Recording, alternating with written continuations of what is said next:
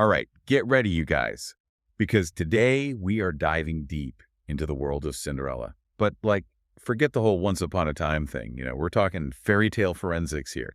Time to break out the magnifying glass. Yeah, we're going to uncover all those little details, those hidden layers we might have totally missed before. To really get into it all, though, it helps to have like a basic summary of the story as it's presented in these sources. Cinderella is a young woman living under the cruel control of her wicked stepmother and selfish stepsisters, who force her to work as a servant in her own home. Despite her hardships, Cinderella remains kind-hearted and hopeful. When the king announces a royal ball to find a bride for the prince, Cinderella dreams of attending. Her stepmother forbids her, but a fairy godmother appears, magically transforming a pumpkin into a carriage, mice into horses, and Cinderella's rags into a stunning gown, complete with glass slippers. The fairy godmother warns that the spell will break at midnight. At the ball, Cinderella captivates the prince, and they dance the night away. As the clock strikes 12, she flees, leaving behind a single glass slipper. The prince searches the kingdom for the mysterious woman who fits the slipper. Despite her stepmother's interference, Cinderella tries on the slipper, which fits perfectly, revealing her as the prince's true love. She marries the prince, leaving her life of servitude behind to live happily ever after. The stepsisters are subjected to brutal punishments for their cruelty. During Cinderella's wedding to the prince, doves peck out their eyes, leaving them blind. Additionally, their feet are cut to try to fit into the glass slipper, causing them severe pain and permanent disfigurement. Okay, so we've got Cinderella, this kind young woman, but stuck with a wicked stepmother and stepsisters. Chores, mistreatment, the whole deal. Okay, let's start with the stepmother. She's usually painted as the villain, right? Yeah. Straight up evil. The stepmother's cruelty, is it really just about beauty? Yeah. Or is there something more there? Mm. Like, why was she so focused on Cinderella and why was she so mean? Yeah. We're really going to try to understand the relationship between Cinderella and her stepmother, Lady Tremaine. So to put it into context for our listeners, what was it about Cinderella that made her such a perceived threat? All right, so picture this. You're a woman in Cinderella's era. Your security, your entire future, basically your everything, hinges on your ability to marry well. Women were often valued primarily for their marriageability. A good marriage, that was their key to security, to social standing. And it's not just you, it's magnified tenfold for your daughters. Yeah. Now enter Cinderella. Even dressed in rags, she possesses a natural beauty and charm that could, and let's be honest, probably would, attract a suitor. But potentially a very wealthy suitor at that. So now imagine you're the stepmother, right? Cinderella's very existence was a threat to her own daughter's chances of securing a good match. Precisely. This wasn't just about being mean for sport. It was about survival, or at least that's how it would have felt to Lady Tremaine. She was fighting, in the way she knew how, to secure her daughter's futures in a world where women have very limited options. So, yeah, pretty high stakes. And that makes her behavior more understandable, but not necessarily justifiable, right? Exactly. It's like we can acknowledge the social pressures that might have led her there, Right. but it doesn't excuse the cruelty. Right. Think about it. In lots of cultures, stepmothers were seen as outsiders, threats to the family structure. And you have Cinderella, this beautiful young woman, even though she's treated poorly, she's kind, she's beautiful. She represents a threat, basically, to everything that the stepmother's trying to achieve for her own daughters. So essentially, the stepmother's being driven by this really, intense social anxiety. Yeah. Think about it, a society that puts beauty and marriage above everything else.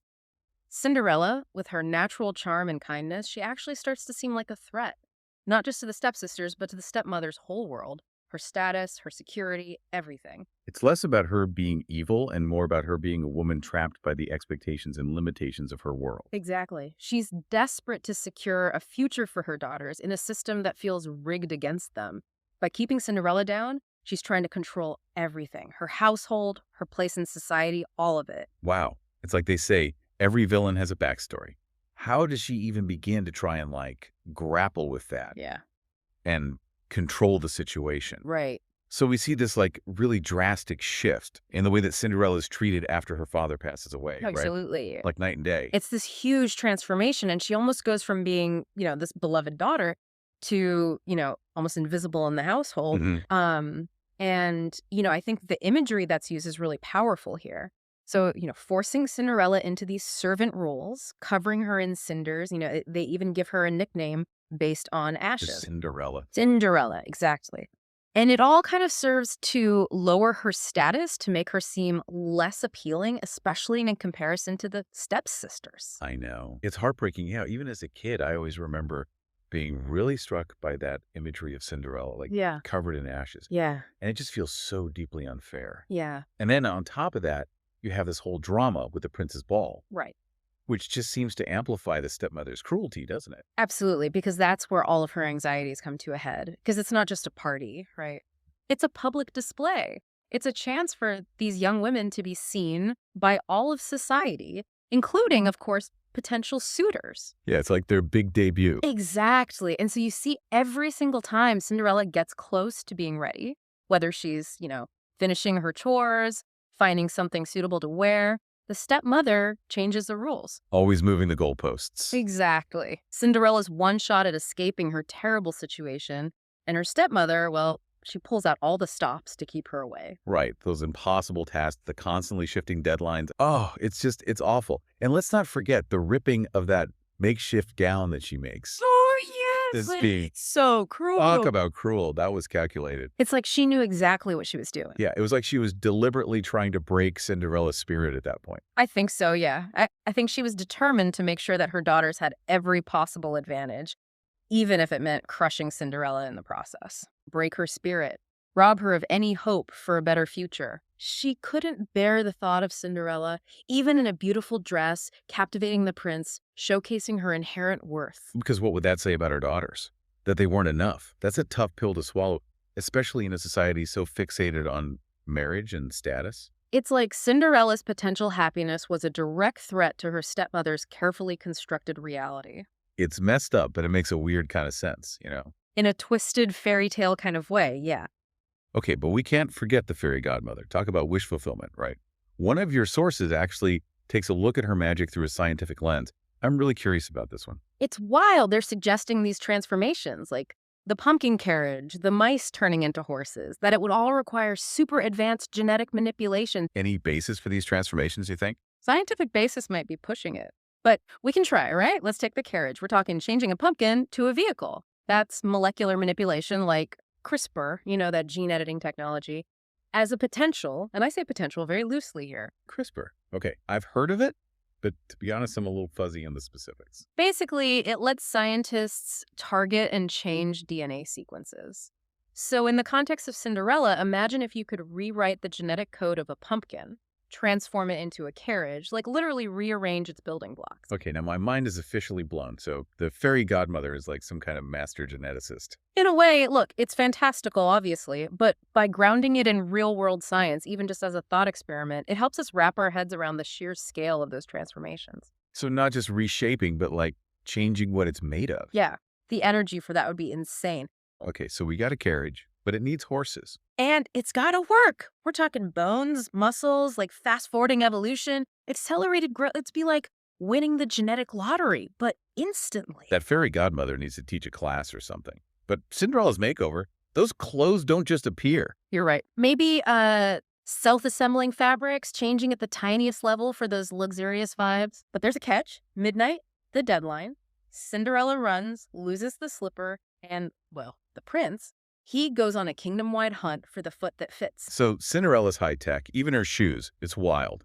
But magic has limits. It disappears at midnight. What? Some kind of timer. It's like some kind of magical expiration date built right in. Makes sense for a story, right?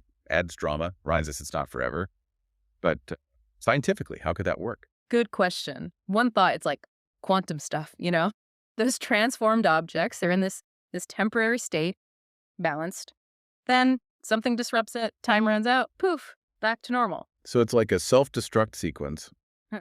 Clever. Any other ways to think about it, though, science-wise? I mean, Yeah, definitely. Energy, right? Keeping all that magic going forever. Talk about draining. Midnight, maybe it's a safety feature. so like a magical power surge, got to prevent that. The fairy godmother, she's not just powerful, but responsible, huh? Exactly. Or, and this is where it gets cool, what if it's deliberate? Like a forensic timer in the spell itself. It's going to wear off, no trace, at this exact moment. Like a fairy tale time bomb. Sneaky. Can we talk about the glass slipper? It's this iconic symbol of romance, but your sources see it a bit differently. They say it's actually kind of problematic.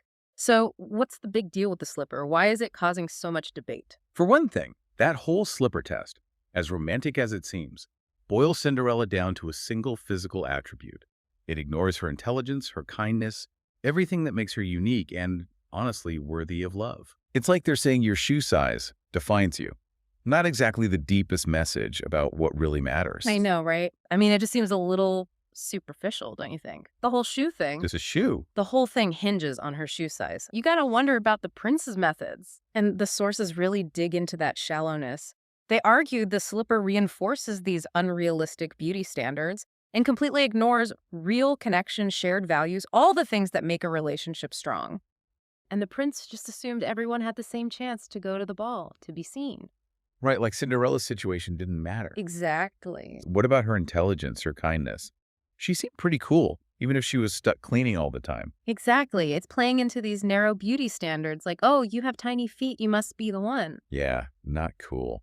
And what about all the other women in the kingdom? Just because their feet are a little bigger, they're out of luck. It just reinforces this power dynamic, right? You've got this prince offering a ticket to a life of privilege, and it all comes down to this arbitrary shoe test. So are you saying we should just, cancel Cinderella?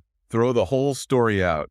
No, not at all. It's not about erasing these stories. It's about engaging with them critically, you know? So how else could he have found her? There's got to be a better way than the foot measuring contest. Exactly. Or what if instead of the prince going on a kingdom-wide foot fetish quest, he just hosts another ball? Give Cinderella the agency to reveal herself on her own terms. Now that's what I call a power move. It puts the choice back in her hands. What if the prince, instead of focusing on physical objects, he asks around about Cinderella's character? Like, hey, do you know anyone who's super kind and compassionate, who's always willing to help out, even when times are tough? Imagine that. A prince who values inner beauty, instead of the object, focus on, their talk, their connection. Right, like who was the witty one, not whose foot fits. Exactly. He could have had another event, a chance for, a real connection. I gotta say, thinking about these old fairy tales this way, it's really got me looking at them differently. Like the Fairy Godmother as a geneticist. That's wild. Things get kind of dark in some of these Cinderella versions, especially like the stepfamily's punishment. Yeah. Talk about intense consequences. We see this difference a lot. The modern, nicer versions and the older, harsher ones. Yeah, the Grimm brothers version doesn't hold back. Not one bit. Cutting off toes, heels, all to fit the shoe. Dedication, right? And their reward, dancing at Cinderella's wedding in, get this, red-hot iron shoes. Until they die. Now that's a consequence that makes you think twice. Is it just a different time? Or could this ending be saying something more? It's easy to say, oh, different times. But these darker elements, they often had a purpose. It's a different view on justice, like instant karma, but way more intense. So it's like they mess with the balance, and that ending was a warning, Don't try that at home, kid. Yeah. Exactly. Like in the Grimm brothers version, the stepsisters, they don't just get called out for their cruelty. They're forced to dance in red-hot iron shoes. Ouch. A little different from a pumpkin carriage and a fairy godmother, right? Yeah, not exactly a bedtime story. It reminds you these stories weren't always meant for kids. Think about being forced to dance in those shoes. That's a whole other level of cruelty. It's brutal. The psychological torture on top of the physical pain. Back then, swift and severe justice was just how things worked. And speaking of different perspectives, you found some really interesting alternate Cinderella endings. Some that are a far cry from the traditional happily ever after. Oh yeah, definitely. There's this one Chinese folktale where Cinderella forgives her stepmother and stepsisters. She doesn't try to get revenge or anything. She uses her new position to help them, actually. Shows that sometimes compassion and forgiveness are more powerful than holding a grudge. I like that. It challenges the idea that a happy ending always means the bad guys get what they deserve. Maybe true happiness comes from breaking that cycle.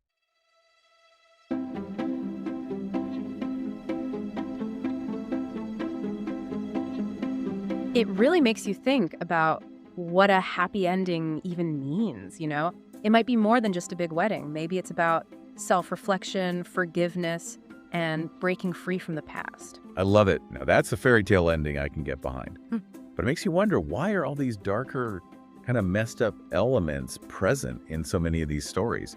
It can't just be coincidence. It's a question that's, kept scholars busy for ages. There's no easy answer, but one theory is that these stories, they act as cautionary tales. They're warning kids about the very real dangers of the world and how adults, well, they don't always have all the answers. So it's like these fairy tales. They're holding up a mirror to, the anxieties and the realities of the time. Kind of makes you think. It does.